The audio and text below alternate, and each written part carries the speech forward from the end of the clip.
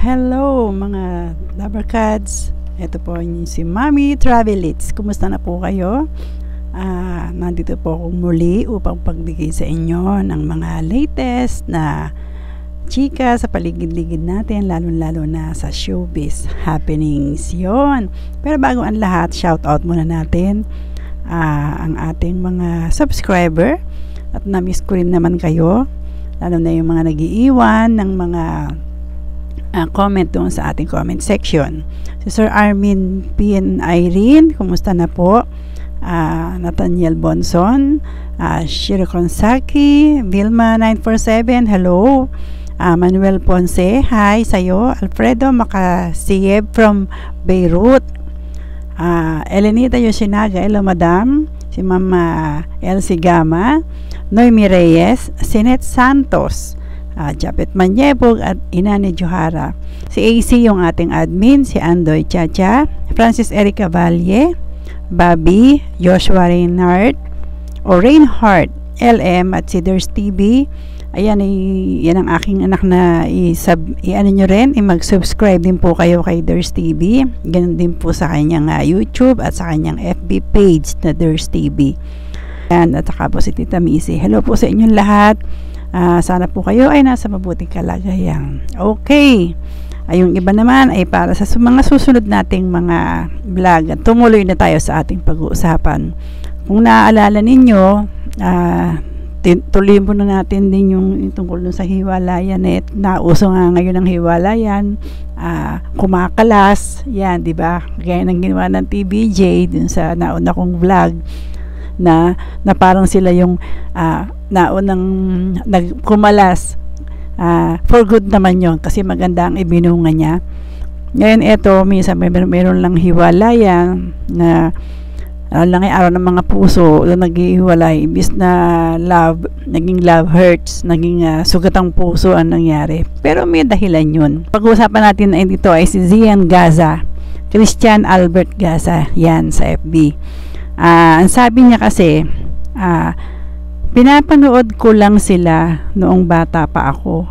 Pag uwi sa school, tapos lipat ko sa Channel 2. Siguro sasabihin niya rito, kasi binabasa ko yung saktong naka-quote na kinote niya na ililipat ko sa Channel 2. Sabihin yung TV siguro ililipat niya yung channel. Akalain mo yun, buhay nga naman, no? Hindi mo masabi. Yan. Sabihin ni bata pa siya noon, pinapanood niya na yan sina Ogie Diaz, si Boy Abunta, si Christopher Min. Ang nakalagay doon na quote, diba? Ogie Diaz showbiz update, sinabi niya noong February 3 na sabi ng isang source ko, wala na sila. Yun nga ang sabi ng aking source, sinusuyo pa rin na Dominic si Bea Alonso para sila ay magkaayos. Yan, yun yung quote na nilagay ni Zian. Kasi nga, naging topic nga talaga. Una kong narinig din talaga yan kay Ogie Diaz. Si Ogie or Ogie Diaz.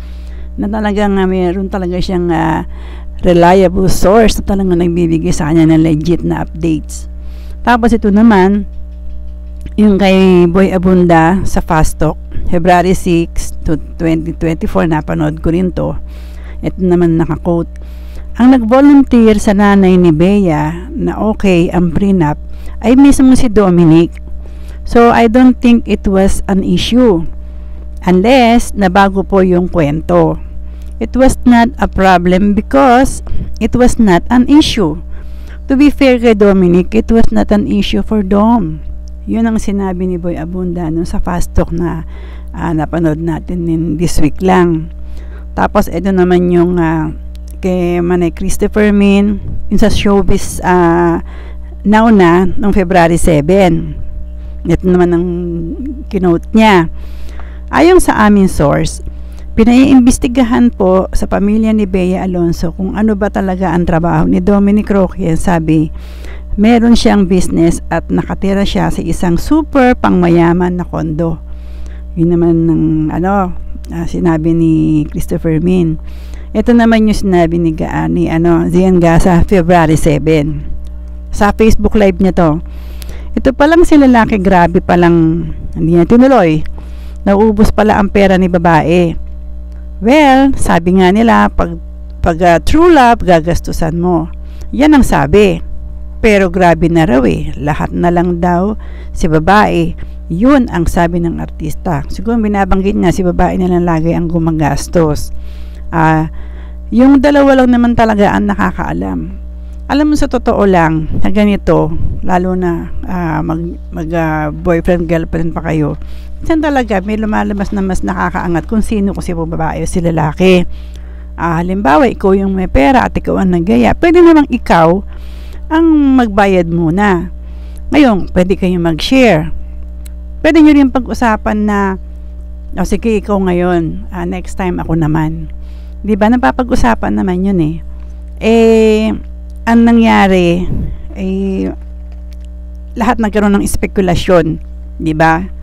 At habang ginagawa ko to ngayong araw na to ng February 9, pag lipat ko dun sa cellphone ko, bigla akong nakita na naka-live si Zian niya sa FB page niya. Madilim yung pinaka-front.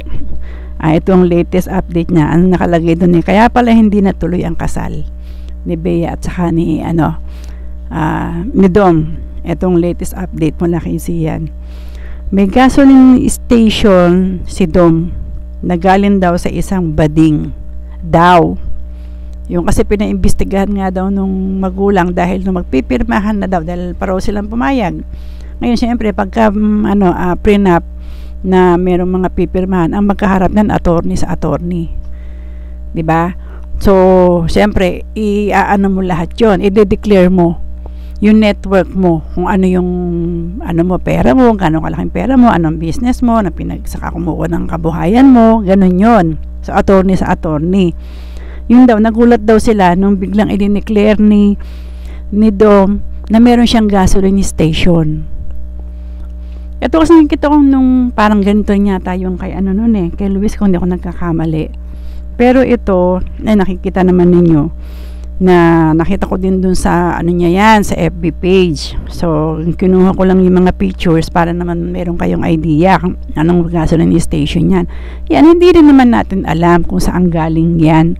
O kung baka mamaya endorser lang siya, di ba? O kaya nung kumikita na siya, nag-franchise siya or meron na din siyang kumuha siya para nga naman magkaroon sila ng stable na pagkakakitaan, kasi ang gasoline talagang tuloy-tuloy yan. Hanggat may sasakyan, kailangan may gasolina. Pero yung sinasabi doon sa ni Zian, kahit na after nito panoorin nyo, lang siya, may kulang-kulang lang siya 2 minutes, sinabi niya lang, share niya lang, pero medyo hindi pa siya, ayaw niya sabihin yung pangalan, pero parang meron na siyang alam, parang ganun. Okay, ang sabi nga niya, yun daw sa nanggaling daw sa sinabi yun ni Nanay Christopher Min, pero hindi rin sinabi yung pangalan. Yun, ganun so dito sa FB live nga ni Zian, sinabi niya to mismo doon. Panoorin niya, para ako naman nire-relay ko lang din naman dahil ito hindi naman atin ng video, pero napanood ko siya live talaga. So sinabi niya na yun daw kanyang gasoline station nanggaling daw sa isang bading daw. Hindi naman natin pwedeng i-judge kasi baka mamaya hindi naman totoo yung kwento, na gusto lang nilang pasamain yung tao, o baka naman meron talagang magandang pinagkakitaan yung tao dahil mag-aasawa na nga siya, no, kailangan dapat meron siyang sarili niyang pera. Yung mahirap sa mga mayayaman, yung pinaghirapan nga naman nila, ayaw nilang mapunta sa asawa nila. Pero hindi kasi pare-pareho yung natin siguro tayo dahil simpleng buhay lang yung atin, kung ano yung may pupunta na natin mag-asawa, yun ang natin, conjugal property, diba? Ganun ang tawag doon, diba? So yun lang muna ang aking maibabalita sa inyo, yun ang update na sa sinabi ni Zian. So ang naging natin dito ay tungkol sa mga sinabi ni Zian, na bata pa daw siya, pinapanood niya na yung 3 na ngayon ay hindi daw niya, ngayon pareho na silang marites. So yun ang ating latest chika sa ating mga Dabarkads. Kaya ganito na lamang at wait natin ang susunod na update para naman ma-share namin sa inyo. Okay, don't forget to subscribe, likes, and shares. Thank you very much po. This is Travel Eats. Bye for now.